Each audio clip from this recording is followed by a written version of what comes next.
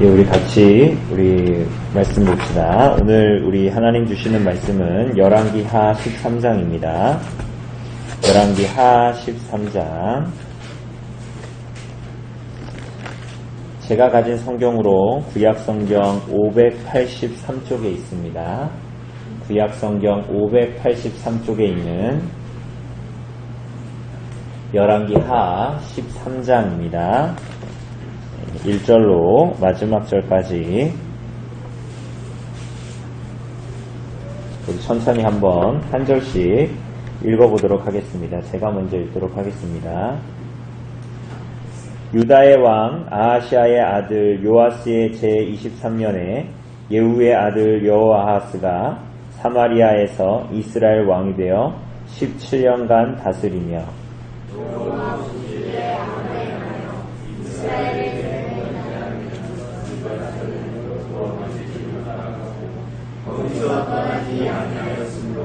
여호와께서 이스라엘에게 노하사 늘 아람 왕 하사엘의 손과 그의 아들 베나닷의 손에 넘기셨더니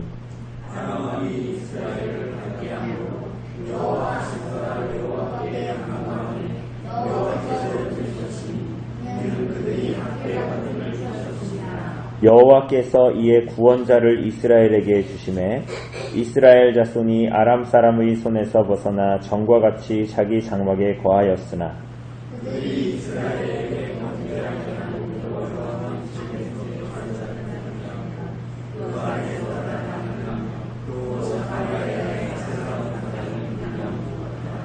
아람 왕이 여호아하스의 백성을 멸절하여 타작마당의 티끌같이 되게 하고 마병 50명과 병거 10대와 보병 10,000명 외에는 여호아하스에게 남겨두지 아니하였더라.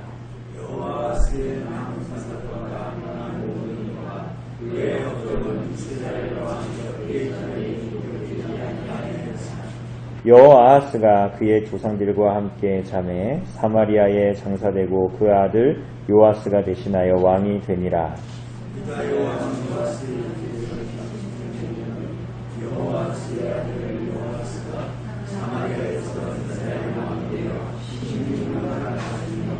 여호와께서 보시기에 악을 행하여 이스라엘에게 범죄하게 한 느밧의 아들 여로보암의 모든 죄에서 떠나지 아니하고 그 가운데에 행하였더라.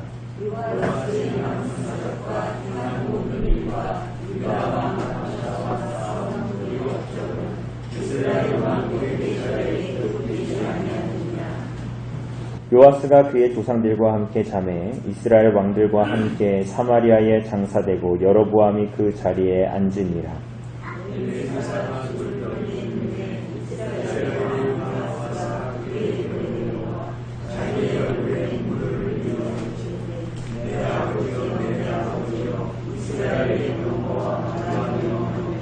엘리사가 그에게 이르되 활과 화살들을 가져오소서 하는지라 활과 화살들을 그에게 가져오매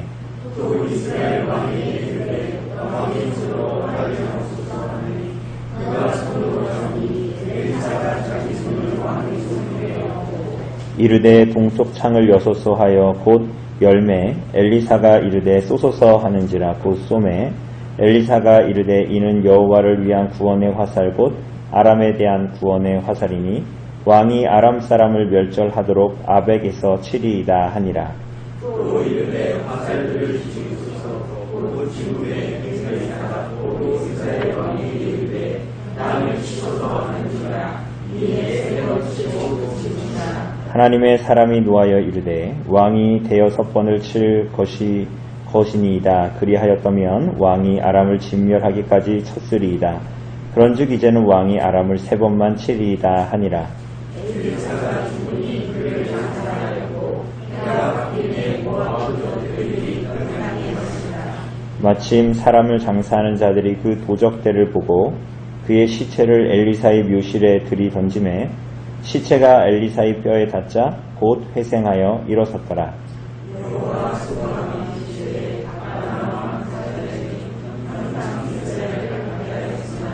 여호와께서 아브라함과 이삭과 야곱과 더불어 세우신 언약 때문에 이스라엘에게 은혜를 베풀며 그들을 불쌍히 여기시며 돌보사 멸하기를 즐겨하지 아니하시고 이때까지 자기 앞에서 쫓아내지 아니하셨더라.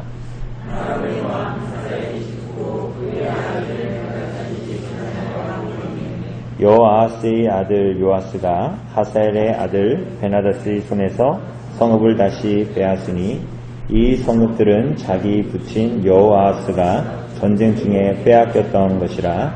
요아스가 베나닷을 3번 쳐서 무찌르고 이스라엘 성읍들을 회복하여더라. 아멘.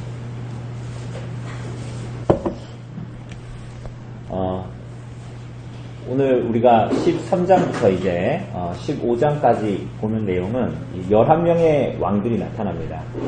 근데 13장, 14장, 15장인데 이게 3장밖에 안 되는데 11명의 왕들이 나타나고 또 이제 한 100여 년간의 이 치세 기간 동안을 아주 간략하게 다루는 걸 봅니다.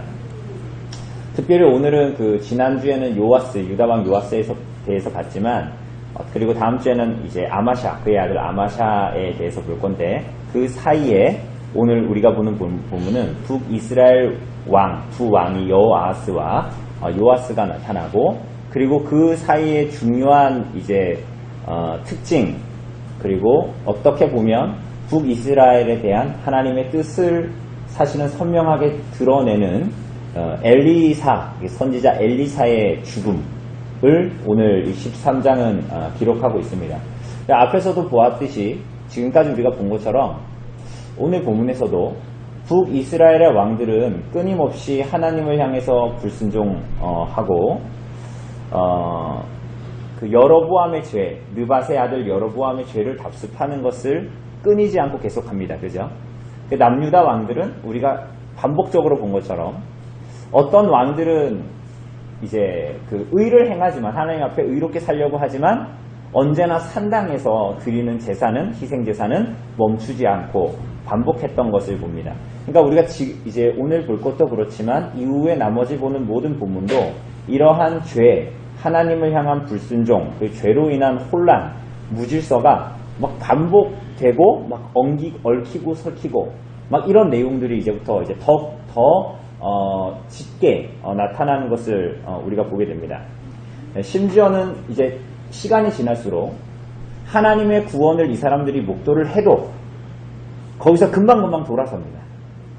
그러니까 이전에는 하나님의 구원을 어느 정도 목격을 하면 이 사람들이 정신을 차리고 막 하나님께로 돌아가거나 막 이런 일들이 그래도 있어 왔는데 이제 앞으로 가면 갈수록 하나님의 섭리의 손길이 그들의 삶 가운데의 나라에 나타나도 이 사람들이 그것을 목도하고도 그것을 모두 다 우연이나 설사 하나님께 기도했어도 그 일들이 그냥 우연히 어쩌다가 다행스럽게 지나가는 무슨 일 뭐 이렇게 이제 여기기 시작합니다.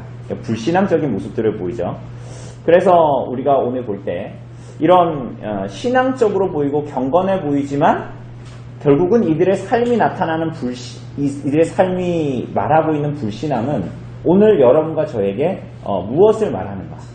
그리고 이들의 반응에 대해서 하나님은 이 당시 어떻게 반응하셨고 그걸 다시 돌이켜보면 오늘 우리들에게는 하나님이 어떻게 반응하실까? 어떻게 우리들을 보고 계실까? 그 내용들을 우리가 보게 됩니다.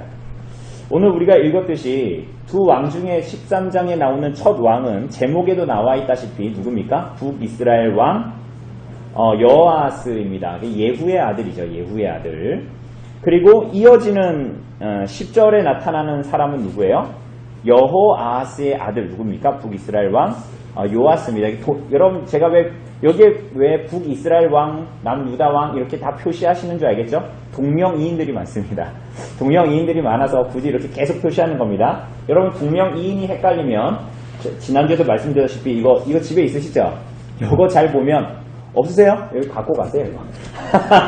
이거 보면 그냥 왕들이 동명이인이구나. 똑같은 사람. 오늘도 베나닷이 나오거든요.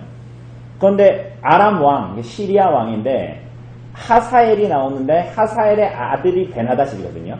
그런데 사실은 하사엘은 어떻게 왕이 된 사람이에요? 역모를 일으켜서 왕이 된 사람이잖아요. 그런데 그 사람이 죽인 사람이 누구예요? 베나닷이에요. 그죠? 베나닷 2세. 하사엘이 죽인 사람은 베나닷 2세. 그리고 베나닷. 그리고 그의 아들이 또 왕이 되는데 그는 베나닷 3세. 이렇게 됩니다. 그죠? 이런 이해를 가지고 이제 우리가 볼 수가 있습니다. 먼저 여호아스를 봅시다. 1절을 보면 남유다 왕, 우리가 지난주에 봤던 남유다 왕 요아스가 23년의 왕이 되어서 17년을 다스립니다. 근데 그의 첫 시세의 특징이 뭐예요? 거의 북이스라엘 왕들은 거의 빠짐이 없죠. 이 길을 항상 가잖아요. 뭐예요? 여호와 보시기에 악을 행하여 이스라엘에게 범죄하게 한 느밧의 죄를 따라 행했다. 이에 하나님께서 그에게 어떻게 하십니까? 3절을 보면 지금 본문을 따라가고 있는 거예요. 3절에 보면 어떤 일이 벌어져요? 하나님께서 아람 왕 하사엘의 손과 그의 아들 베나닷의 손에 넘기셨다. 누가 넘기셨대요? 하나님이 그들의 죄악에 노하셔서 그렇게 하셨다 라고 이제 이야기합니다. 그래서 이제 아람 나라입니다. 지금으로 보면 시리아입니다. 시리아.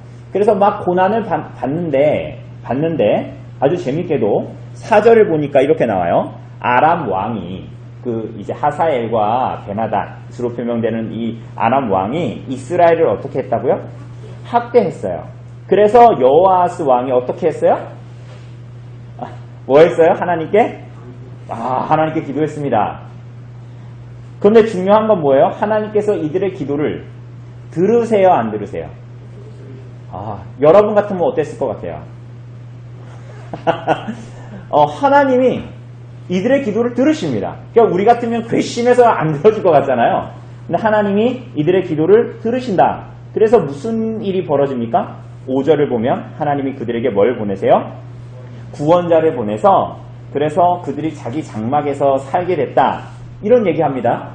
여러분 이거 본문에 보니까 번뜩 성경을 많이 읽으신 분들은 어떤 성경이 생각이 나실 겁니다.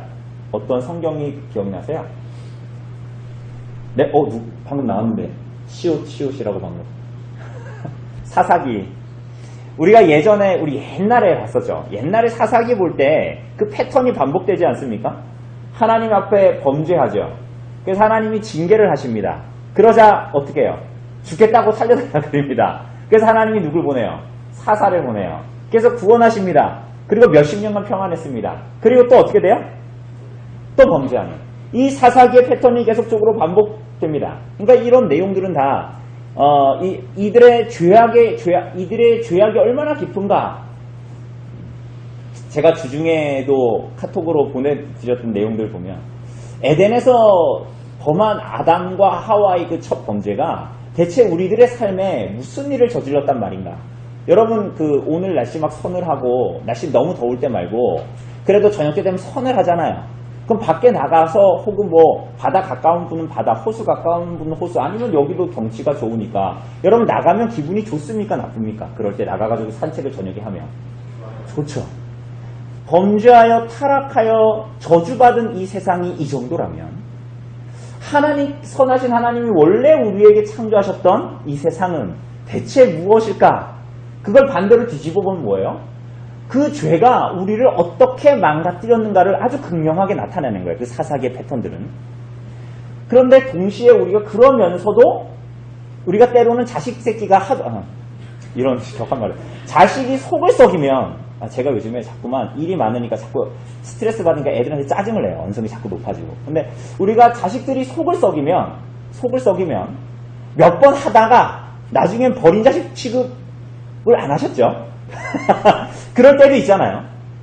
그런데 하나님이 그 사사기의 패턴 가운데에서도 우린 지겹잖아요. 또 이래 이렇지만 우리 입장에서 또 이런 거지만 하나님은 어떻게 하시는 거예요? 그들에게 한없는 은혜와 긍휼을 계속적으로 베푸시고 계시는 거예요. 그죠? 그래서 하나님이 그들에게 얼마나 충실하신 분이신가, 얼마나 언약에 신실하신 분이신가, 하나님께서 그들을 자녀로 부르셨다라는 것이 어떤 내용인가 대체. 요즘에 종호 형제하고 종민 형제 갈라디아서 이번 주중에도 만나서 공부했는데 우리도 공부했지만 하나님께서 예수 그리스도로 말미암아 우리의 신분을 바꿔주시고 그래서 우리를 하나님 자녀 삼고 우리들에게 하나님 나라의 유업을 주셨다는 게 대체 무슨 의미인가를 곱씹어 보게 되는 것입니다. 그죠? 하나님께서 구원자를 보내셨어요. 이들에게. 그런데 이 구원자는 누굴까요? 이렇게 막 나가는 사람들에게 하나님이 또 기도하니까 구원자를 보내셨어요. 이 구원자가 누굴까요? 이 구원자, 그러니까 사실은 사사기에 보면 사사기 이후에 사람들이 막 그러잖아요. 왕을 보내달라 그러잖아요. 우리도 열왕처럼 왕이 있었으면 좋겠다. 사무엘에게 막 그러잖아요. 그러니까 하나님께서 뭐 사무엘이 막 거기에 대해서 막 굉장히 안 좋게 생각하고 그러니까 하나님께서 사무엘에게 뭐라 그러십니까? 저 이스라엘 백성들이 너를 버린 게 아니라 사사요 선지자인 너를 버린 게 아니라 누굴 버렸다? 나를 버린 것이다 그러잖아요. 그런데 하나님께서 왕을 주셨는데 오늘 이 북이스라엘의 여호아하스 왕이라는 사람, 자기네들이 구한 그 왕도 사실은 자기들을 지키지 못하는 자, 오히려 하나님이 미워하시는 여로보암의 길을 따라가서 자기 혼자 죄 짓는 게 아니잖아요. 자기가 그렇게 베델과 단에 금송아지를 두고 우상숭배를 하면 누가 다 죄를 짓는 거예요, 같이?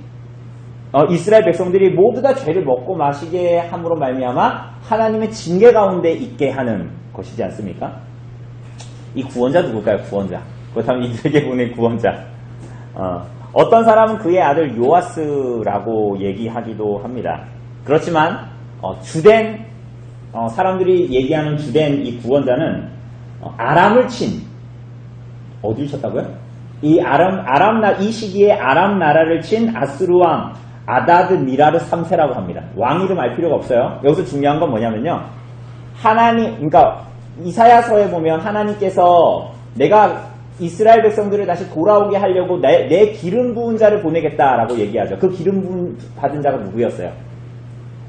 누굽니까? 누굴 보내겠다 그래요? 누구죠? 고레스 왕을 보내겠다 그러잖아요. 고레스 왕. 그죠? 그러니까 오늘 이 본문에서도 구원자가 뭐냐면 아수르 왕이에요. 왜 아수르 왕일까요? 그러니까 아람 왕이 막 이스라엘을 학대하는 거예요. 그러니까 이 여호와스와 백성들이 막 하나님께 간구했잖아요. 그러니까 하나님이 어떻게 하세요? 여기서 사사를 일으키는 게 아니라 어떻게 하시냐면 강력한 아수르 왕을 불러다가 아람을 치게 하는 거야. 그러니까 아람을 치니까 얘네가 이스라엘을 막 압박하다가 자기는 갑자기 저쪽에서 전쟁이 하니까 어떻게 돼요? 얘네들을 학대할 그게 그런 힘이 없는 거죠. 그래서 그런 식으로 하나님께서 이제 그들에게 일하십니다. 우리들의 삶에도 이런 일이 있을 때가 있죠. 그런데 우리는 대부분 어때요? 이런 일이 일어날 때 하나님이 우리 가운데 나의 기도를 들으셨고 섭리하셨다라는 것을 인정하지 않을 때가 굉장히 많습니다. 그래서 어떻게 해요? 지금 일어나는 이런 일들은 우연. 그러니까 이 아람 나라를 때마침 아수르가 일어나가지고 아다르 니라르 3세라는 그 사람이 와가지고 친다. 라는 것은 어쩌다가 우연히 때마침 일어난 일이다라고 생각하고 때로는 그래서 조금 더 어려운 상황을 모면하게 된 것이 다행이다라고 여기죠. 그쵸? 왜 그래요? 왜 그럴까요? 그러니까 여러분과 제가 하나님의 섭리의 손을 인정하지 않으니까 자꾸만 우리들의 마음에는 어쩌다가 아람이 강해져서 어쩌다가 이스라엘이 옆에 있다 보니 어쩌다가 아수르가 좀 약해져서 아람과 대립각을 세우는 것이 좀 약해지다 보니 뭐 이렇게 생각하는 거야. 아니죠? 그죠? 하나님의 손에 모든 것이 달려 있어서 하나님이 섭리하심으로 그들의 삶에 구원자를 보내셔서 그게 요아스건 그게 아수르의 왕이건 아무 상관없이 하나님께서 그들을 그런 방식으로 건지시는 것입니다. 이해되시죠? 우리들의 삶에도 그렇잖아요. 우리들의 삶에도 하나님께 어떤 고난과 고통을 당할 때, 그죠? 그러니까 뭐 예를 들면 뭐 그런 일은 없겠지만 돈 때문에 너무 고통스러운 일이 벌어졌는데 갑자기 돈을 주시는 방법이 아니라 다른 방법으로 하나님께서 일하실 때가 있죠. 그럴 때 보면 우리는 우리가 하나님께 기도를 했음에도 불구하고 우리 자꾸 뭐라고 생각해요? 기도하고 시간이 좀 지났는데 어쩌다가 우연처럼 무슨 일이 이렇게 돼가지고 이 일이 그냥 편하게 풀렸다. 자꾸만 이렇게 생각하죠. 근데 그런 생각이 다 뭐예요? 하나님의 섭리의 손을 뿌리치고 하나님의 섭리의 손을 인정하지 않는 거야. 사사 시대에 많은 사사들이 일어났지만 그들의 진정한 사사는 누구였어요? 여호와 하나님이셨어요. 그렇죠? 여러분 이 시대에 동일하게 이들의 구원자는 누구예요? 여호와 하나님. 왜요? 그들의 기도에 응답하시고 그들의 간구에 응답하셔서 그들의 삶을 건지시는 하나님. 그런데 이들은 어떤 사람들이었어요? 심지어 하나님께 잘 순종하고 경건하게 하나님을 섬기는 자들이 아니라 어떠함에도 불구하고 그들의 범죄에도 불구하고, 그리고 이들이 고통받는 이유는 뭐예요? 그들이 범죄해서 하나님께서 그들에게 징계하시는 상황이잖아요. 그죠? 그래서 아람 나라가 계속 괴롭히고 있는 거잖아요. 그럼에도 불구하고 그 가운데에 하나님의 백성들이 하나님께 도움을 요청했을 때에 하나님께서 그들의 기도를 들으시고 긍휼과 자비를 베푸시는 거예요. 그래서 이사야서 49장에서도 말하는 것처럼 여인이 어찌 그 젖먹는 자식을 잃겠으며 자기 태에서 난 아들을 긍휼히 여기지 않겠느냐. 그들은 혹시 잊을지라도 나는 너를 잊지 아니할 것이라. 하나님이 자식을 낳은 여인이 그를 잊을지라도, 혹여 그 자식을 잊을지라도 하나님은 절대로 그 백성을 잊지 않으신다라는 긍휼과 자비를 베푸시는, 하박국이 말하는 대로 진노 중에라도 긍휼을 잊지 않으시는 하나님이 정말 우리의 하나님입니다. 그런데 우리들은 자꾸만 우리들의 경험으로 가지고 오는 거예요. 우리들의 경험으로. 어떻게? 하나님을 자꾸 누구처럼 여기는 거예요? 여러분과 저와 같은 마음을 가진 분으로 여기는 거예요. 그죠? 그러니까 자꾸만 하나님께 뭘 드리면 하나님께서 날 그만큼 용서해 주신다라고 생각을 하고, 뭔가 하나님께 빈손으로 나아가는 것이 그렇지 않으면 하나님께서 나를 받아주지 않을 거라고 여겨지고, 사실 그렇지가 않은 거죠. 하나님께서 진노 가운데라도 긍휼을 잊지 아니하시는 하나님이다 라는 것을 기억해야 됩니다. 그래서 하나님께서 이들에게 구원자를 보내셔서 그들을 건져내십니다. 그런데 무슨 일이 이어서 일어납니까? 사사기보다 더 짧은 동안, 20년 30년도 아닙니다. 더 짧은 기간 동안 그들은 어떻게 돼요? 다시 돌아서서 하나님 앞에 범죄합니다. 그죠? 그래서 6절을 보면 그들이 뭐라 그래요? 이스라엘에게 범죄하게 한 여로보암의 지배지에서 떠나지 않았어요. 그러니까 이 사람들이 그 아람 나라의 압박에서 구원받았는데도, 학계에서 구원받았는데도 바로 그 일이 해결되자마자 다시 원상복구하는 거예요. 그런데 좀 더 심한 얘기가 있습니다. 그게 뭐예요? 그 안에서 따라 행하며 또 뭐라 그래요? 또 사마리아의 아세라 목상을 그냥 두었더라라고 이야기합니다. 그런데 이게 그냥 두었다, 그냥 원래 있었다라는 것 같지만 새롭게 가져다 놓은 아세라 목상이다. 이렇게 보는 것이 더 좋습니다. 여러분, 아세라 목상은 어떤 목상이죠? 그러니까 아세라 신은 어떤 신이에요? 대부분의 가나안 신들이 그렇지만 이 아세라 신은 풍요의 신입니다. 풍요를 가져다 주는 신이에요. 하나님께 간구함으로 아람의 손으로 놓여서 평안함을 받은 사람들이 아세라 상에게 구한다? 섬긴다? 이건 무슨 말일까요? 이 북이스라엘 사람들이 하나님과의 관계를 원한 것이 아니었단 말이에요. 그럼 이 사람들의 목적은 뭐였을까요? 그들의 삶의 고통의 문제에서 벗어나는 거였어요. 그죠? 그러니까 이 사람들은 하나님께 돌아가거나 죄로부터의 해결, 이런 것을 원한 게 아니었다라는 거예요. 왜 그랬을까요? 어렵지 않아요. 지금까지 우리가 북이스라엘과 남유다의 그 모든 역사를 보면 아는 것처럼 이들이 원했던 것은 가나안 땅에 살았던 사람들과 같이 극히 세속적이고 현세적인 삶의 추구를 했죠. 그죠? 여러분, 이 사람들이 아람 나라의 압박에서 벗어나서 아세라 목상을 구했다, 풍요의 신을 구했다라는 것은 뭘 얘기하는 거예요? 하나님이 없어도 자신들이 아람 나라를 이길 수 있고 아람을 견뎌낼 수 있는 그런 돈, 그런 힘, 그런 풍요를 갖기 원했던 거예요. 그러니까 하나님과의 관계가 새롭게 되어서 하나님의 나라와 하나님의 의를 구하면 그 모든 것을 더하겠다라는 것이 사실은 모세오경의 모든 내용이잖아요. 그래서 왕은 등사본 율법책을 옆에 갖다 놓고 이스라엘 백성들을 다스려야 됩니다. 왜? 여기에 돈을 어떻게 벌고 어떻게 하면 능력이 있고 어떻게 하면은 이 외교를 잘하고 이런 내용이 써있지 않잖아요. 다 뭐가 써있어요? 하나님 앞에 어떻게 살아가야 되는가, 예수께서 말씀하신 대로 어떻게 그의 나라와 의를 구하면서 통치할 것인가가 기록되어 있는 거예요. 그렇게 하면 하나님께서 어떻게 하신다고 했어요? 그 하나님의 백성들 교회에게 모든 것을 너희에게 더하겠다라는 것이 신약에만 있는 게 아니라 구약의 모든 내용에도 있는 거예요. 그런데 이 사람들이 고난 가운데서 어쨌거나 하던 본세가 있어서 하나님께 어쨌거나 간구를 했어요. 자기네 하나님 백성이니까. 그런데 이 사람들이 즉시로 거기서 평안해지니까 아세라상을 섬겼다. 더하여서 아세라상을 섬겼다라는 것은 이들이 하나님 없이 이 세상 가운데에 살아가기를 바랬던 거예요. 사실은 그것은 왕을 구했던 이스라엘 백성들, 사무엘에게 왕을 구했던 이스라엘 백성들, 그 가운데 있었던 하나님께서 사무엘에게 하신 말씀, 저들이 너를 버린 게 아니라 나를 버린 것이다 라는 것이 사실은 근원적으로 나타나고 드러났던 것이죠. 여러분, 우리는, 여러분과 저는 하나님께 뭘 구합니까?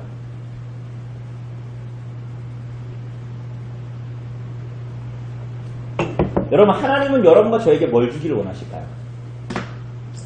이번 주에 우리 그 은희자매 교통사고 났잖아요. 웃을 일이 아니죠. 은희자매 교통사고 났잖아요. 그죠? 이기현 지사님 아프시고 빨리 낫기를 바라고 다 회복되기를 바라요. 하나님께서 우리들의 삶에 많은 것들을 통해서 무엇을 원하실까요?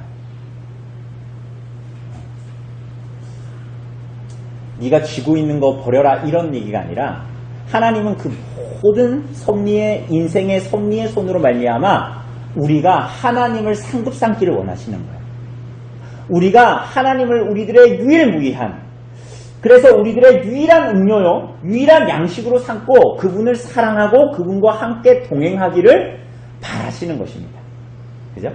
그게 우리들의 삶의 즐거움이든 감사한 일이든 혹은 나쁜 일이든 아무 상관이 없이 하나님께서는 정말 우리가 이 땅에서 하나님 그분을 사랑하고 그분을 상급 삼아 살아가기를 원하시는 거예요. 근데 우리는 자꾸만 하나님을 어떻게 하려고 해요?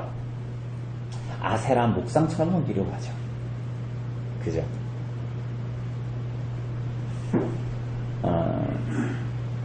사실은 이 모습이 사실은 되게 어색하지 않죠? 이 여호와스의 모습이. 우리도 때로는 교회 생활하고 일상생활 가운데에서 그냥 여호와처럼 누리면서 살고 싶어 하다가 때로는 어려움이 올 때, 고통스러운 문제를 만나면 우리가 하나님께 눈물로 간구하죠.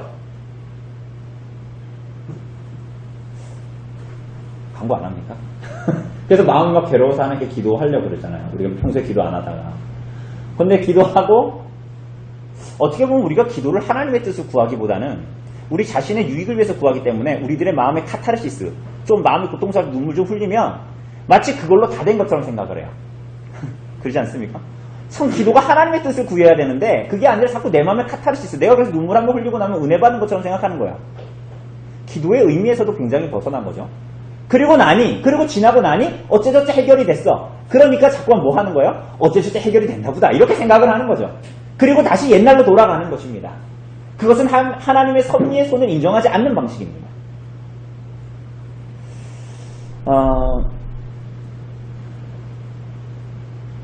그래서 우리들은 때로는 이런 문제들이 우리 안에서 해결이 될 때 자꾸만 하나님이 아닌, 하나님의 섭리의 손이 아닌 2차적인 뭔가 이유들 때문에 이렇게 된 것이다. 그래서 누가 도와줘서 뭐 일이 이렇게 저렇게 돼서 상황이 그랬는데 이거 상황이 변해서 자꾸 이렇게 얘기를 하죠.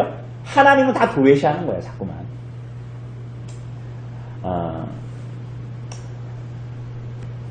그러나 하나님은 그렇지 않습니다.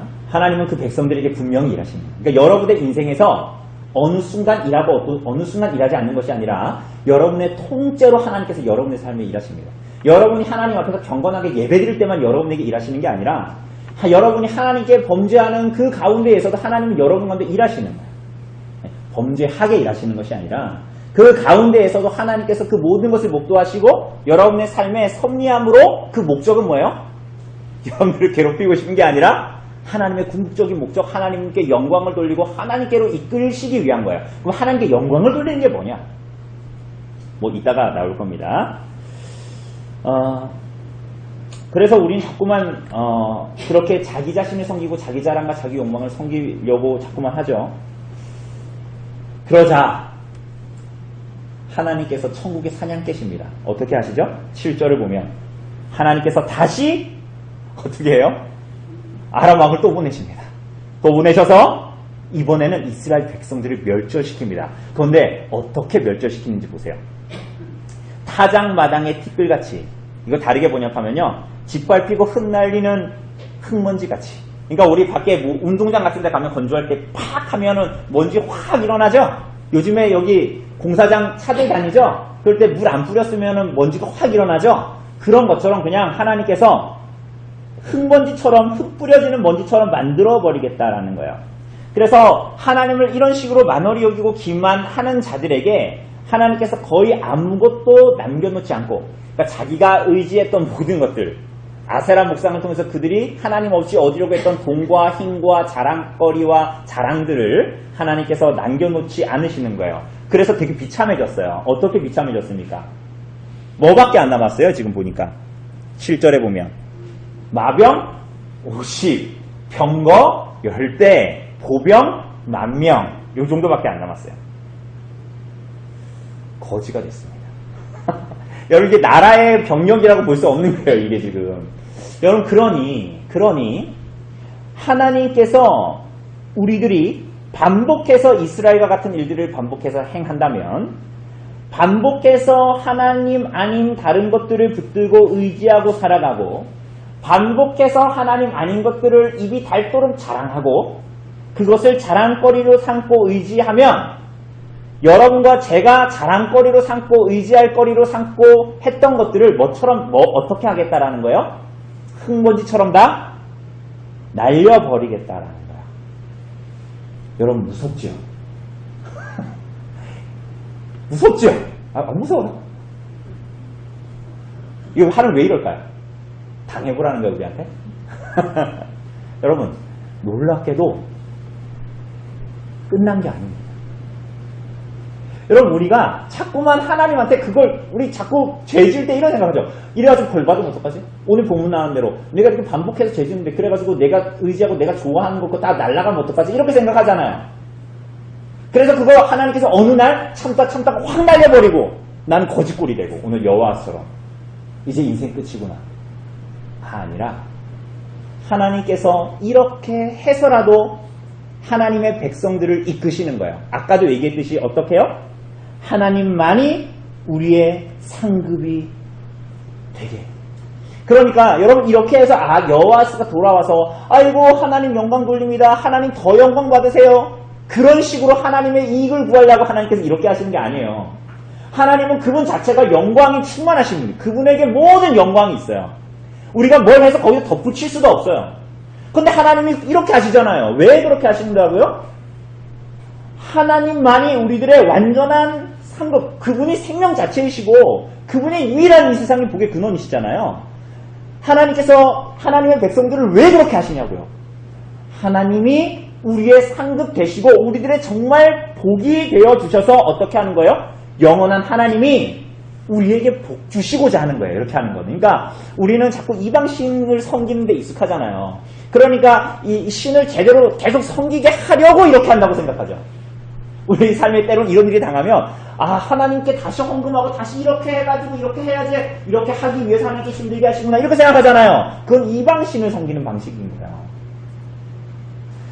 하나님은 정말로 하나님 자신을 우리에게 주시고 우리들의 인생에서 하나님이 정말 상급이 되셔서 그분이 우리의 모든 것이고 상급이기 때문에 우리가 그분 때문에 복된 삶을 살아가는 것. 그분을 모셔서 군사력이 많고 돈이 많고 부동산이 많아지고 부동산 가격이 올라가고 이런 거 말고, 그런 걸로 의지해서 사는 거, 그런 인생 말고, 그런 인생은 이 땅에서 살면 끝나는 거잖아요. 그냥 그게 아니라 하나님을 주시고 싶은 거예요.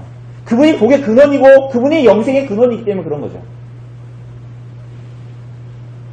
여러분, 그게 바로 여러분과 저를 향한 하나님의 영광에 대한 열심, 여러분과 저를 향한 하나님의 열심인 거예요. 그런데 이 내용이 여기서 그치지 않습니다. 이제 거지가 됐습니다. 여호와스가 거지가 됐어요. 이제 거의 군사력도 없어, 자랑할 것도 없고 의지할 것도 없어요. 그런데 그 아들이 왕이 됩니다. 그 아들이 누굽니까? 요아스입니다. 요아스가 16년간 다스리고 남유다의 이 요아스가 37년 때 왕이 돼서 16년간을 다스리게 됩니다. 그의 치세의 특징이 뭡니까? 그의 치세의 특징이 뭐예요? 똑같죠? 느밧의 아들 여로보암의 죄에서 떠나지 않았어요. 그런데 요아스의 치세에 대한 얘기가 몇 절 나옵니까?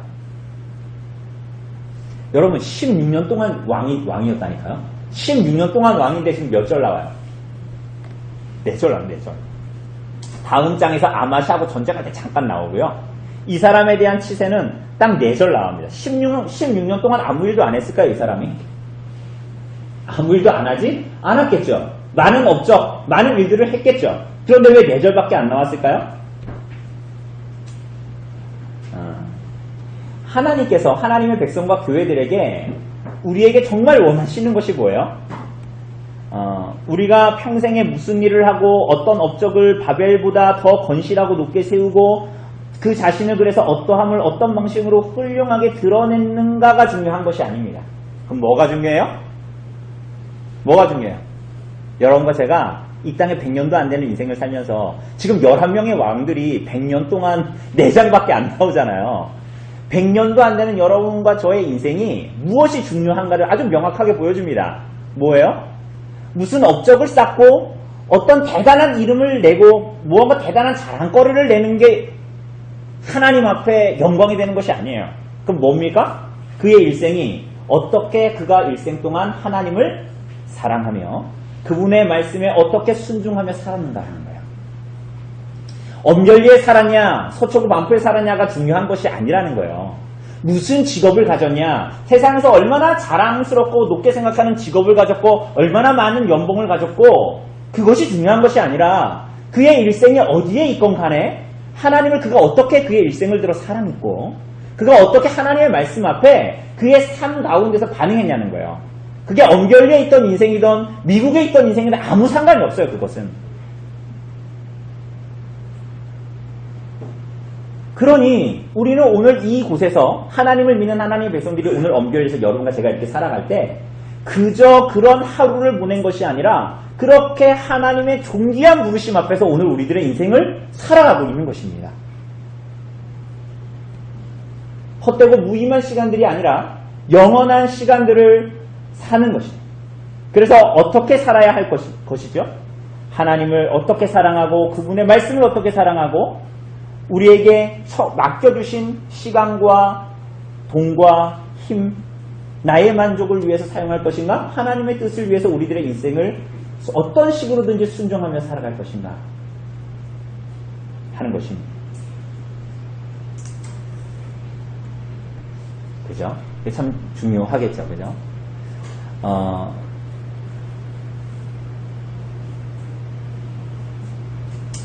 엘리사도 이 당시에 많은 사람들이 그랬지만 엘리사도 그렇게 그의 일생 동안 하나님을 사랑하고 살았어요. 그죠? 여러분 엘리사가 여기 자세히 안 나오지만 엘리사가 지금 그 예후의 일 사건 그 이후로 기름 붓고 뭐 그 간단한 사역들을 막 뭐 고치고 있다가 보겠지만 그런 내용들이 나오잖아요.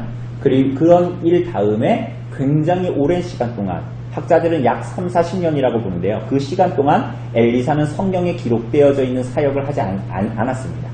그러니까 그의 사역이 성경에 기록되지 않아요. 그런데 그런 선지자의 특징적으로 나타나는 사역을 하지 않고 30-40년을 살았어요. 그가. 그래서 아마 지금 오늘 엘리사가 죽을 때는 80세, 85세다일 것이다 라고 추정합니다. 그가 그 40년 동안 하나님 앞에 살아간 것이 무의미하다 그런 것이 아니라 그가 하나님 앞에 어쨌거나 하나님을 사랑하고 자기의 인생을 하나님의 부르심 앞에 순종하여 살아간 것. 하나님께서 40년간 혹시나 엘리사의 선지자 사역에 공백을 주셨어도 그걸 주신 건 누구예요? 하나님이신 걸 받는 거야. 그가 40년 동안 엄결리에 가 있었어. 그 역사의 전면에 나타나지 않았어요. 엘리사가. 그러하더라도 그것은 뭐예요? 하나님께서 나에게 주신 부르심인 거야. 그런데 그 엘리사가 그 하나님의 부르심에 응답하며 살아갔던 엘리사가 죽음을 맞이합니다. 그도 하나님께서 그에게 주신 일생 동안 청지기로서 이 모든 일들을 하고 죽음을 맞이하게 됩니다. 그래서 14절에서 말하는 대로 14절에 보면 뭐라 그래요? 엘리사가 무슨 병에 걸렸어요? 죽을 병에 걸렸어요. 죽을 병에 걸렸어요. 그러니 북이스라엘 왕, 당시의 북이스라엘의 왕 여호아스 왕의 아들 요아스가 나타납니다. 요아스가 이제 엘리사에게 가서 그를 향해서 울면서 내 아버지여 내 아버지여 이스라엘의 병거와 마병이여 라고 하죠. 이건 누가 얘기했습니까? 기억나시죠? 누가 얘기했어요 이거? 누가 누구한테 얘기했던 거 원래? 엘리야 승천할 때 엘리사 자신이 했던 얘기잖아요. 이스라엘 병거와 마병이여 엘리야한테 그랬잖아요. 근데 어쨌거나 지금 이 요아스 왕이 엘리사에게 이런 말을 합니다. 그의 처지를 보세요. 불순종하고 불경건해서 아람 나라에서 구원을 받았지만 다시 불순종하여서 거의 군사들은 거의 없고, 그죠? 마병 50명에다가 병거 10대에다가 보병 10,000명 정도 있는 그것을 물려받은 요아스. 그런데 그래도 하나님 앞에 선지자라고 부름을 받았던 한 걸출한 선지자가 있는데 그가 누구였어요? 엘리사였잖아요. 그런데 이 엘리사도 어떻게 되는 거예요? 죽게 되고, 그런데 여전히 이스라엘 나라는 아람 나라와 대치 가운데 있고 언제든지 아람이 쳐들어올 수 있는 그런 상황 가운데에 지금 요아스 왕이 있는 거예요. 그런데 하나님은 엘리사가 죽음을 앞둔 그 얼마 안 되는 시간조차도 허투루 사용하기를 원치 않으셨습니다. 오히려 그의 모든 시간을 다 사용하셔서 이스라엘을 보호하시고 사랑하시고 은혜를 베푸셔서 정말 이스라엘의 병거와 마병이 여호와 하나님이심을 그들 가운데 엘리사 선지자의 마지막을 통해서도 드러내시기를 원하셨습니다. 그래서 엘리사는 요아스 왕에게 뭘 가지고 오라 그래요? 활과 화살 가지고 오라고 합니다. 15절에서부터 18절을 쭉 눈으로 보세요. 보니까 반복되는 어구들이 있죠. 계속 반복되죠. 뭐라 그래요? 활과 화살을 가지고 오소서 하니까 가져오매.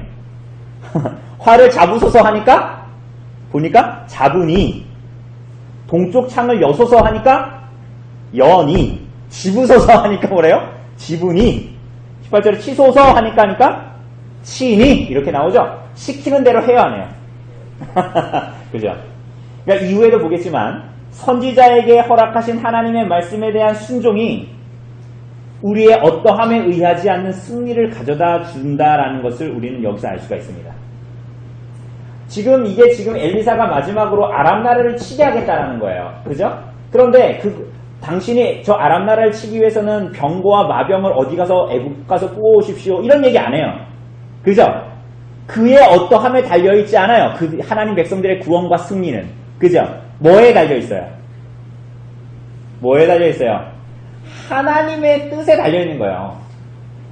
하나님의 백성들의 삶은 세상이 말하는 그 어떠한 것들에 의지해서 얻어지는 유가 아니다라는 것입니다. 우리들의 인생은 세상이 너 뭐도 있어야 돼에 의지하고 있는 것이 아닌 것이죠. 하나님의 손에, 우리의 목자이신 하나님의 손에 달려있는 것입니다. 그래서 17절을 보면 뭐라 그래요? 17절을 보면 여소서 하고 엘리사가 이르되 쏘는지라 곧 쏘매 엘리사가 이르되 중간에 보니까 뭐라 그래요? 이는 여호와를 위한 구원의 화살. 쉽게 말하면 여호와의 구원의 화살이에요. 여호와의 구원의 화살 곧 뭐예요? 아람에 대한 구원의 화살인 거예요. 그래서 왕이 어떻게 한대요? 아람 사람을 어떻게 한다? 멸절하도록 아벡에서 치리이다 라고 이야기합니다.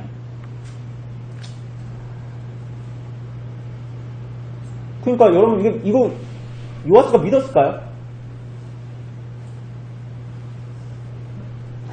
지금 이 나라는 대대로 어떤 나라들이에요? 어떤 왕들이에요? 느밧의 아들 여로보암의 길을 따라간 사람들입니다. 뭐예요? 하나님의 나라와 의를 구하는 자에게 모든 것을 더하시겠다라는 하나님의 말씀은 귀등으로 듣는 사람들이거든요. 그런데 과연 이것을 여러분이 믿었을까요? 봅시다. 보면 화살을 들어서 18절을 보면 이어서 뭐라 그래요? 동쪽 향해서 쏜 다음에 화살을 들어서 뭐 하래요? 땅을 치라 그러죠? 몇 번 쳐요? 3번 칩니다. 3번을 쳤는데 19절에 보니까 19절에 보니까 어떻게 해요? 엘리사가 화를 내요. 시킨 대로 했는데 왜 화를 내죠? 화를 내요. 그러면서 뭐라 그래요?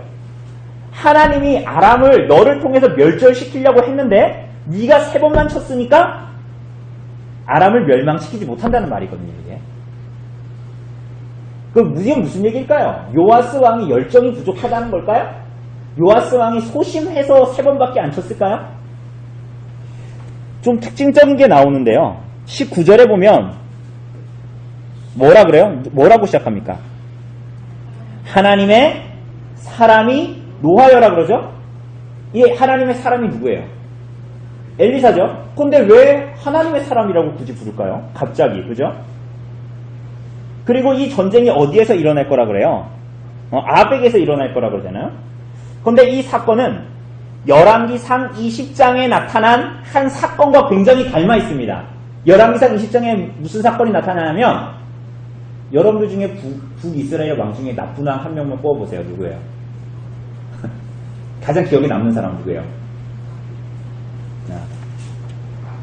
아합 왕과 아람 왕 베나닷의 전쟁이 나타납니다. 그러니까 하나님께서 이 가운데 역사하셔서 아합이 승리하게 하십니다. 이 열왕기상 20장에서. 그런데 거기에서 등장하는 사람이 있는데 한 선지자. 그런데 열왕기상 20장 28절에 보면 그 사람이 하나님의 사람이라고 명명이 돼요. 특징적으로. 선지자라고 얘기하다가. 그리고 이 전쟁은 아벡에서 치러집니다. 열왕기상 20장의 그 전쟁은. 그런데 여기서도 되게 웃겨요. 하나님께서 아람을 멸하려고 했어요. 아합을 통해서. 그런데 베나닷을 사로잡고 나서 뭐라 그랬냐면 용서해 주세요. 그러니까 아합이 뭐라 그랬어요? 베나닷을 죽였어요? 안 죽였어요? 안 죽이고 내 형제라고 하고 용서해 줬어요. 왜? 그러니까 근데 그 아합의 그러한 특징은 참 아합이 사랑이 많아가지고 이방 왕한테 참 사랑을 베푼 사람이야. 이게 아니에요. 하나님의 명령에 순종하지 않은 사람. 하나님께서 아람 왕 베나닷을 너를 통해서 치려고 했는데 그가 어떻게 한 거예요? 그 모든 전쟁이 하나님의 거룩한 전쟁이라는 것을 인지하지 못하고 그저 인간적인 눈으로 자신에게 유리한 전쟁, 이 나라가 하나님의 나라가 아니라 자기의 나라, 이 백성들이 하나님의 백성들이 아니라 자기의 백성. 그래서 베나닷을 살려두면 차후에 저 아수르나 애굽이나 같이 동맹을 맺어서 방어할 수 있겠다. 하나님의 나라와 의를 구하는 자에게 모든 것을 더하시는 것이 아니라 적당한 정도 하나님의 뜻을 구하다가 하나님께서 주신 것을 의지해서 살아가게 되는 그러한 불신앙과 불경건을 아합이 그대로 가지고 있었고, 오늘 본문에 나타나는 이 요아스도 동일하게 여전히 하나님 앞에서가 아니라 인간적인 술책과 술수와 생각과 지혜로 끊임없이 살아가는 거예요. 자기 자랑, 자기 의, 그것을 붙들고 계속적으로 살아갑니다. 그래서 17절에 보면 엘리사가 이 아람을 멸절하도록 아벡에서 친다 이렇게 얘기하죠. 친다. 이게 낙하라는 단어인데, 이어서 이 화살을 잡으라 하고 땅을 18절에 보면 땅을 치소서라고 얘기하죠. 그죠? 이게 낙하라는 단어예요. 그러니까 이런 겁니다. 자, 아벡에서 당신이 아람을 멸절하도록 낙하할 겁니다. 낙하라는 단어예요. 치다. 그리고 나서 화살을 들어서 자, 당신 낙하하십시오 라고 했을 때 이 사람이 하나님께서 아벡에서 아람을 멸절하시겠구나. 그리고 나서 선지자를 통해서 또 하시는 말씀이 화살을 들어서 낙하, 이 땅을 치라라고 했을 때 하나님께서 친다고 믿었으면 어떻게 했을까요? 그렇죠. 여기서 나오잖아요. 배 6번을 쳤어야 했거늘 뭐 이런 얘기 하잖아요. 그가 소심해서 막 그렇게 3번 치고 말았다 이런 게 아니에요. 그가 이미 처음에 이 화살을 쐈을 때 엘리사를 통해서 주어진 말씀을 그는 받아들이지 믿지 않았던 거예요. 동일한 단어가 반복되고 실제로 이 이야기를 듣고 있었던 요아스도 그것이 동일한 의미다라는 것을 충분히 알 수 있었던 거죠. 여러분 그러면 우리가 여기서 좀 궁금해지는 게 있습니다. 그게 뭐예요? 17절에서는 하나님께서 아람 나라를 멸절하겠다 그랬어요? 안 하겠다 그랬어요? 하겠다 그랬죠? 그러니까 할지도 몰라 이랬어요? 하겠다 그랬죠? 근데 19절에서 3번만 딱 요아스가 치는 거를 보고 어떻다 그래요? 엘리사가 아람이 멸망하지 않을 거다라는 얘기를 하는 거거든요. 그럼 이건 오늘날로 바꿔 얘기하면 뭐예요? 하나님의 작정과 하나님의 뜻과 계획이 이루어지지 않을 수도 있다는 말입니까? 어떻게 생각하세요? 예, 이 부분이 참 재미있는 부분입니다. 그러니까 여기 굉장히 중요한 주제죠. 그러니까 하나님의 주권이 있고 하나님의 뜻의 실행이 우리들의 인생 가운데 있다라는 것은 결정론이나 숙명론이 아니죠. 여러분, 어떤 사람들이 이런 얘기하는 사람들이 있어요. 그러니까 우리들의 모든 것이 하나님께 달려있기 때문에, 심지어 우리들이 하는 헌신마저도 하나님께 달려있기 때문에 하나님이 필요하시면 하나님께서 우리를 헌신하게 하신다.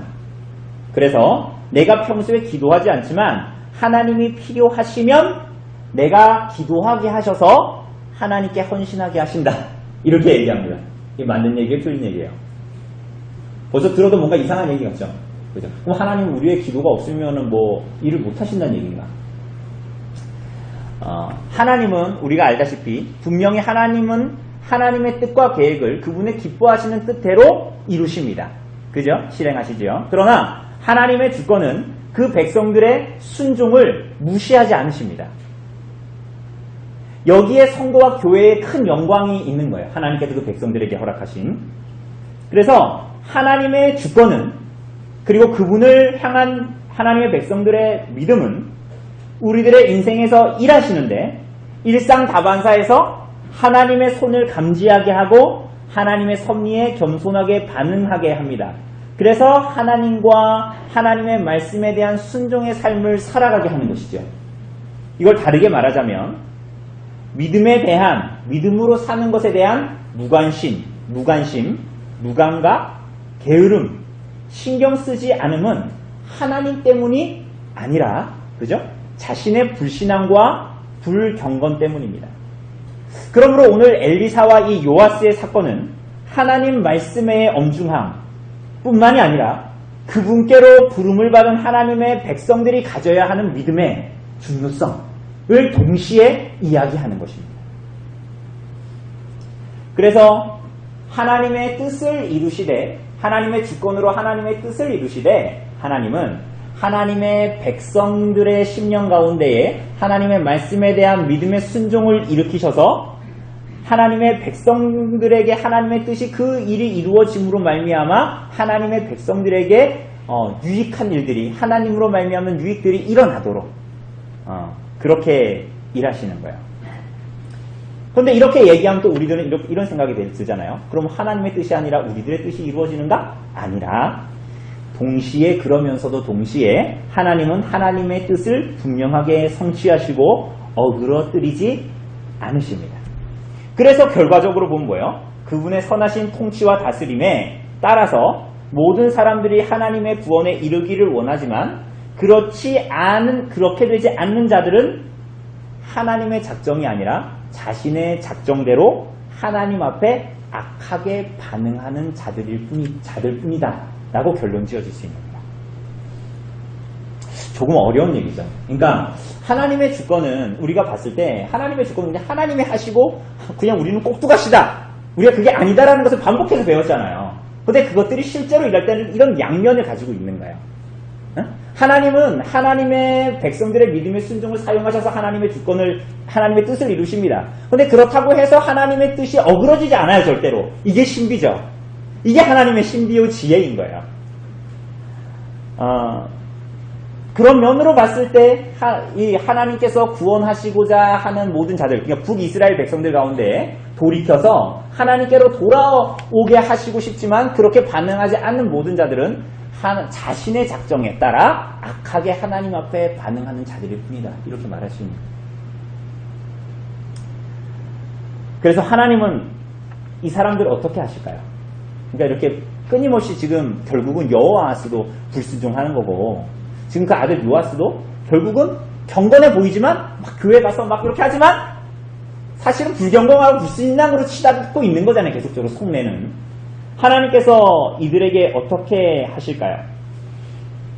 자신을 돌아보지 않는 여러분과 저에게 하나님께서 어떻게 하길 원하세요? 어떻게 하길 원하세요, 여러분? 여기에 참 우리들의 그 죄악감이 있죠.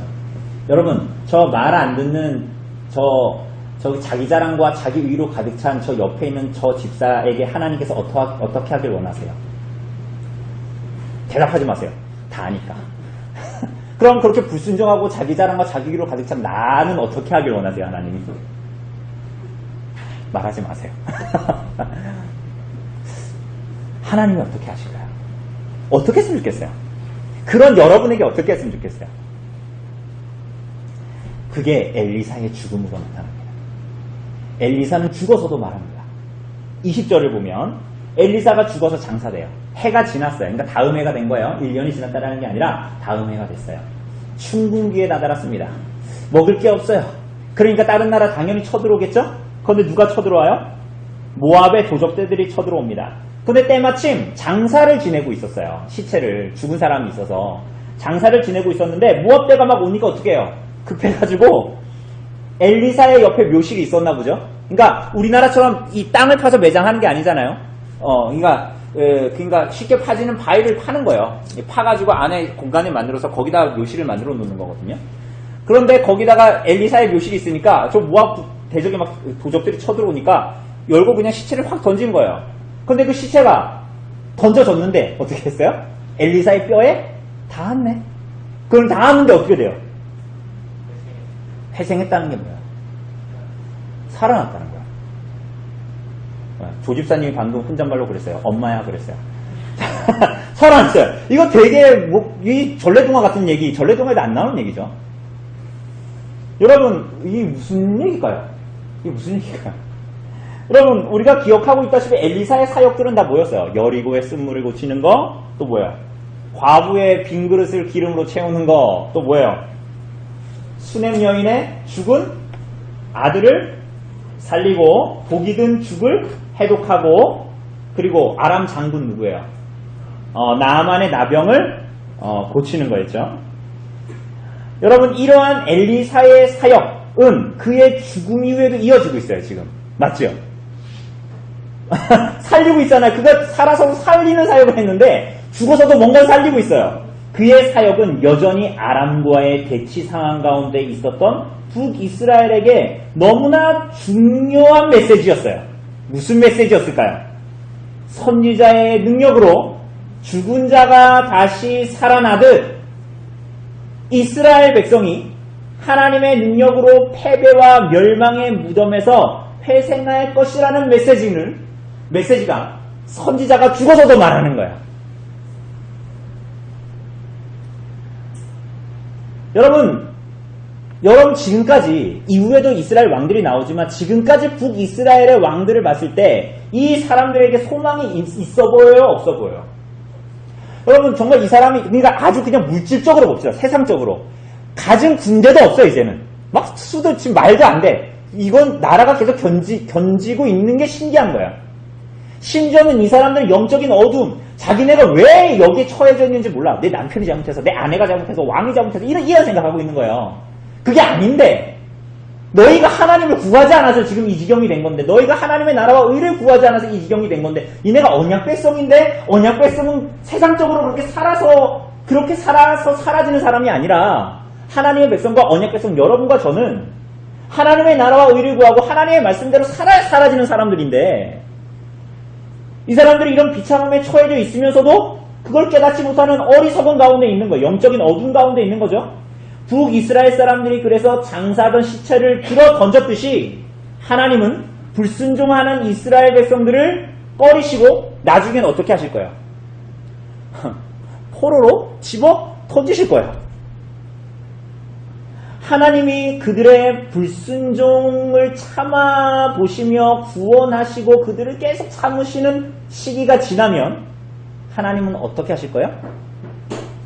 마치 이 사람들이 시체를 묘실에 집어 던진 것처럼 그 바빌론 포로라는 묘실로 무덤으로 집어 넣으실 거예요. 23절 하반절에서 말하는 것처럼 23절 하반절에 보면 맨 마지막에 보면 이때까지 자기 앞에서 쫓아내지 아니하셨다. 하나님께서 불순종함에도 불구하고 자기 앞에서 자기 면전에서 쫓아내지 않으셨대요. 근데 나중에 보겠지만 17장 20절 이런 데 보면 하나님께서 그들을 마침내 면전에서 내어 쫓으실 것이다. 이렇게 말합니다. 여러분 단순하게 얘기해서 여러분 아까도 우리 여호와스 때도 계속 봤어요. 여러분 죄짓고 신앙의 게으름과 무관심으로 살고 그저 신용하면서 이성적인 신앙생활을 하면서 말씀을 어긋짝 놓으면서 말씀에 계속 불순종하면서 살아가면 여러분 망합니다. 분명히 망합니다. 하나님의 백성들은 분명히 그러면 망하게 돼 있어요. 그 면전에서 하나님이 내어 쫓으실 것입니다.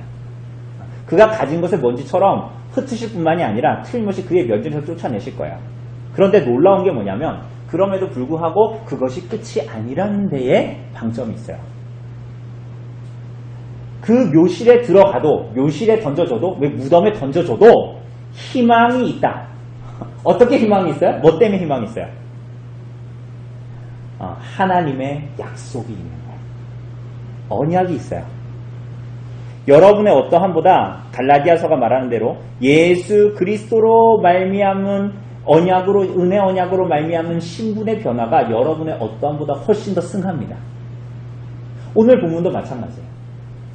이들이 묘실에 던져지는 무덤에 던져지는 상황이 돼도 영적인 어둠 때문에 무덤에 던져지는 상황이 돼도 여러분 이들에게 희망이 있어요. 희망이 있어요. 왜 희망이 있죠? 하나님의 약속 때문이에요. 그 약속은 뭐예요? 선지자와의 접촉이에요. 시체와 같은 자들이 무덤에 던져져도 선지자 엘리사의 시체에 닿는 선지자와의 접촉이에요. 그건 뭘 얘기하는 거예요? 카톨릭처럼 막 그 뼈를 고이 모셔가지고 이렇게 숭상하라는 얘기예요? 아니죠. 하나님께서 그들을 회복시키시는 거예요. 그럼 어떻게 회복시키신대요? 선지자와 접촉하면. 어떻게? 뼈다귀를 갖고 와서? 아니요. 선지자를 통해 주신 하나님의 말씀과 가르침에 붙들려. 하나님께서 선지자 엘리사를 통해서 보이신 사역과 그를 통해서 하신 말씀, 그가 죽어도 하나님께서 그를 통해 하신 모든 말씀을 통해서 주신 그 모든 것들을 붙들고 하나님 앞에 반응하며 순종하며 나아간다면 그들의 죽음은 예기치 않은 부활로 나타날 거라는 거예요.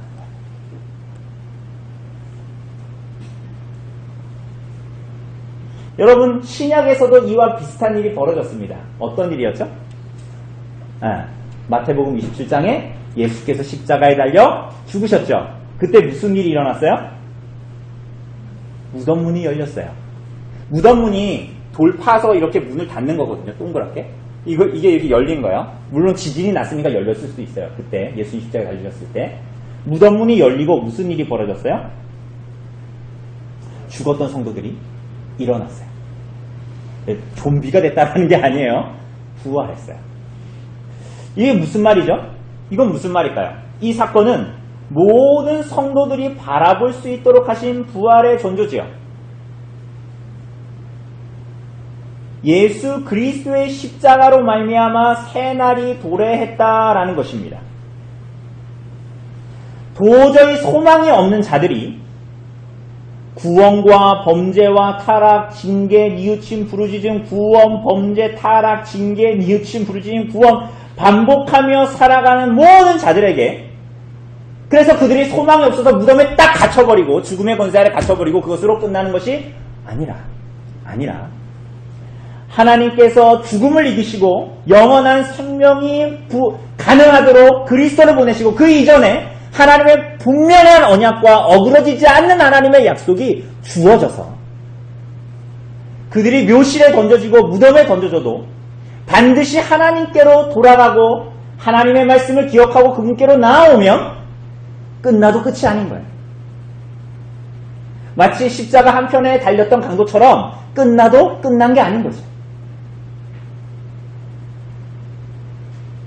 그래서 그들이 아무런 소망이 없어 보이지만 그들이 말씀을 전하는 선지자에게 닿는다면 시체가 던져진 후에라도 무덤에 들어간 때라도 전혀 소망이 없어진 곳에 던져진 때라도 선지자에게 닿기만 한다면, 그 생명의 하나님의 말씀에 닿기만 한다면 하나님께서 그들에게 일하시겠다라는 거예요.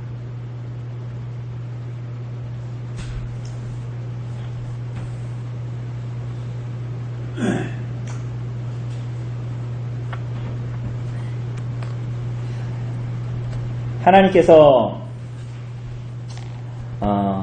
그 일들을 왜 그렇게 하시는가? 23절에 보면 다시 여호아스 왕의 얘기를 다시 한번 하죠. 23절에 보면 뭐라 그래요? 여호와께서 아브라함과 이삭과 야곱과 더불어 세우신 뭐 때문이다? 언약 때문이다 라고 얘기합니다. 그리고 나서 그 뒤에 보면 엘리사를 통해서 하나님께서 약속하신 대로 그의 아버지 여호아스 때 빼앗긴 성읍이 요아스 때에 회복이 됩니다. 뭐 가지고 회복돼요? 여호아스가 많은 군대 가지고도 다 빼앗겼던 성읍들을 어떻게 병거 10대 하고 마병 50명 하고 보병 10,000명 가지고 이거 회복하는 거예요. 그러니 세상이 말하는 의지해라, 그거 붙들어라 하는 것으로 하는 전쟁이 성도들의 전쟁이 아닌 것이죠. 하나님에 대한 믿음과 그분의 말씀에 대한 순종, 그것이 내 자신을 보고 하나님 앞에 나를 보고 실제적인 나를 봐도 아무런 가진 것이 없고, 하나님을 향해서도 내가 하나님 앞에 경건에 쌓은 것도 없고 하나님의 헌신한 아무것도 없음에도 불구하고, 다만 그럼에도 불구하고 하나님 나를 긍휼히 여기소서 라고 하나님께로 나아가는 모든 자에게 하나님께서 일하신다. 왜? 아브라함과 이삭과 야곱에게 한 언약을 지키며 다윗에게 한 언약을 내가 기억하기 때문이다. 이렇게 하나님께서 우리들에게 말씀하고 있는 것입니다. 이렇게 하나님은 하나님의 어떠하심을 하나님의 백성들에게 드러내십니다. 그래서 어떻게 해요? 여러분과 제가 하나님을 닮기를 원하십니다.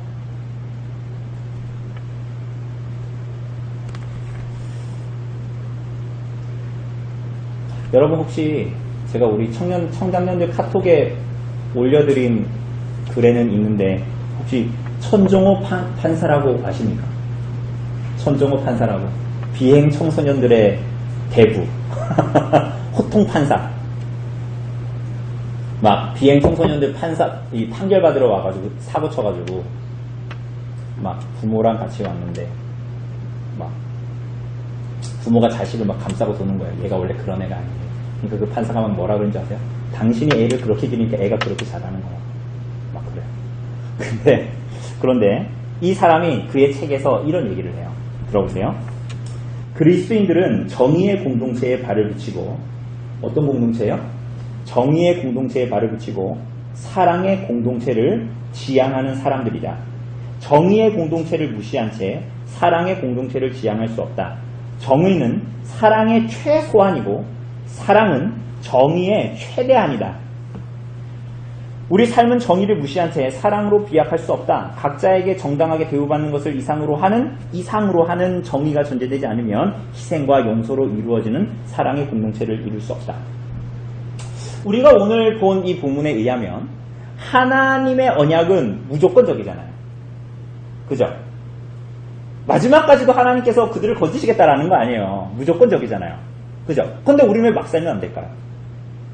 어쨌거나 막장까지 가도 하나님께서 건지신다는 거 아닙니까? 그럼 어쨌거나 그냥 막장으로 가지 뭐. 그죠? 그러나 그럼 하나님께서 왜 아까도 얘기했다시피 초두에 얘기했다시피 왜 진노 중에라도 긍휼을 잊지 않을까요? 여러분과 저에게. 그 이유는 그냥 망나니처럼 그냥 마지막까지 어떻게 내가 돌보겠다 그런 사랑이 아니에요. 하나님의 사랑은.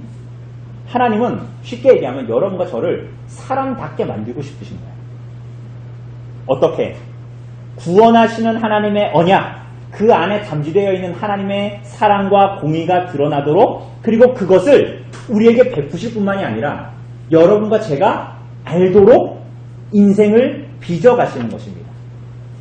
그래서 하나님이 오늘 아브라함과 이삭과 야곱에게 하신 언약, 그리고 다윗에게 하신 언약은 무조건적이면서 동시에 조건적이죠. 맞습니까? 무조건적이면 조건적이죠. 다윗에게 뭐라고 썼어요? 반드시 내가 너의 왕가에서 누구를 나게 하겠다? 메시아가 오게 하겠다 그러잖아요. 무조건. 그런데 동시에 하나님께서 언약하실 때 뭐라고 하셨어요? 너희가 내게 범죄하면 너희 비참하게 만들겠다. 이렇게 말씀하시거든요. 그럼 왜 그럴까요? 첫 번째로는 하나님께서 우리를 선택하시고 부르시고 그 언약을 성취하시는 모든 주권이 하나님께 달려서 그 일을 완성하시는 주체가 누구다라는 거예요? 하나님이셔요. 그러나 동시에 이것이 베풀어지는 이 땅에서 그분의 진리와 사랑이 어떻게 드러나게 하실 것인가에 대해서는 조건적이에요. 이해되시죠? 그래서 여러분과 제가 망나니처럼 하나님 뭐 해도 나한테 사랑 주신다니까 난 그냥 망나니처럼 살래요. 이렇게 하지 않아요. 하나님을 아는 사람들은 진리 안에 속한 사랑을 발견합니다. 하나님 안에서. 그리스도 안에서. 그분의 십자가 안에서 어떻게 정의가 만족되고 동시에 사랑이 만족돼서 그것이 우리에게 부어졌는가? 어떻게 언약이 무조건적이며 동시에 우리가 그래서 하나님 앞에 조건적인 언약을 가지고 이 땅을 살아가게 되고 망나니처럼 그래서 안 살고 하나님의 언약 가운데에 살아가게 하는가? 라는 것들을 목도하게 하십니다. 여러분 그래서 정말 언약이 담지하고 있는 하나님의 어떠하심을 비추어내는 자들로 이 땅에서 그분의 영광이 드러내도록 하시는 일, 그걸 이 땅에서 이루시고 완성시키시는 그것이 하나님께서 우리에게 베푸시는 것입니다. 그래서 그렇게 진리를 담지한 사랑으로 언약으로 우리들을 부르신 것, 그리고 그 복을 누리는 것이 이 땅의 성도들과 교회입니다. 그죠? 여러분과 제가 그 가운데 있는 것입니다. 열왕기를 통해서 볼 때 그래서 항상 그걸 기억해야 돼요. 하나님은 다 이루시네? 아닙니다. 하나님은 분명히 그 일을 이루시나 우리들에게 언약에 반응하도록 그분의 말씀에 반응하도록 우리들을 부르시고 그것은 하나님이 부족하고 모자라서가 아니라 여러분과 저를 정말 복되게 하시려는 하나님의 의도인 것입니다.